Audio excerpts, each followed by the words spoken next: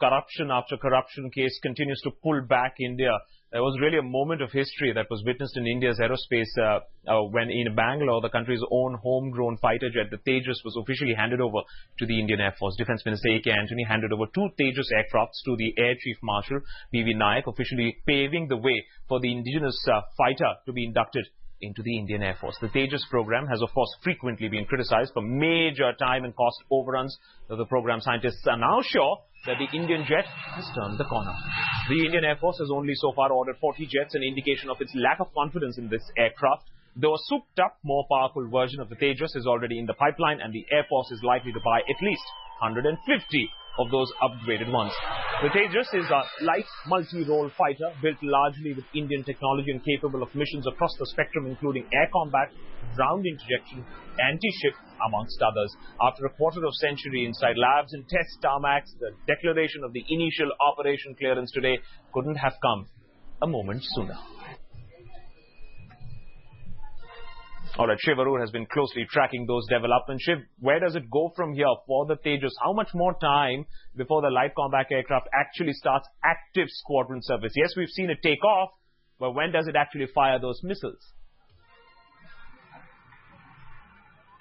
Well, these 2 aircraft will initially be based right here in Bangalore, where they will undergo a series of tests, both by the Air Force and by Hindustan Aeronautics Limited, which will be manufacturing these aircraft. A lot of teething troubles are anticipated, of course, when an aircraft platform is first handed over to a customer. Those will be ironed out, of course. The entire maintenance facilities, which are here, of course, in the aviation centers of Bangalore, will be on standby to assist for any real problems. And it's only towards the end of next year and thereafter that we will actually see squadron service. There's an airbase called Sulur near Coimbatore in Tamil Nadu, where the first 2 Tejas squadrons will be made operational. That will happen sometime in 2012, and that's when the Tejas will actually be operational. Okay. For now, they will remain in Bangalore.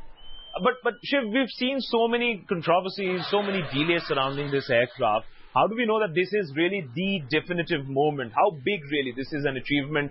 Do we know that now the aircraft is finally there?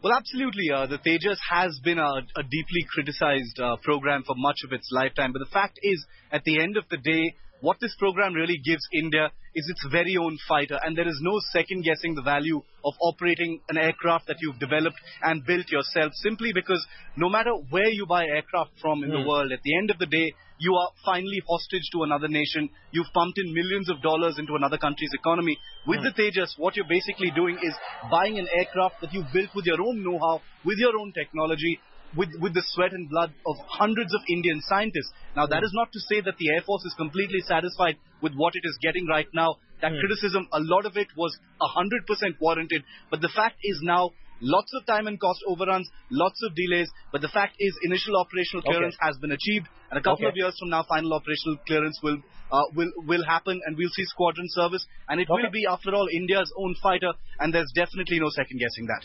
Absolutely, Shiv. It might be a lot more expensive and has come at a lot more delay, but at the end of the day, it is indigenous.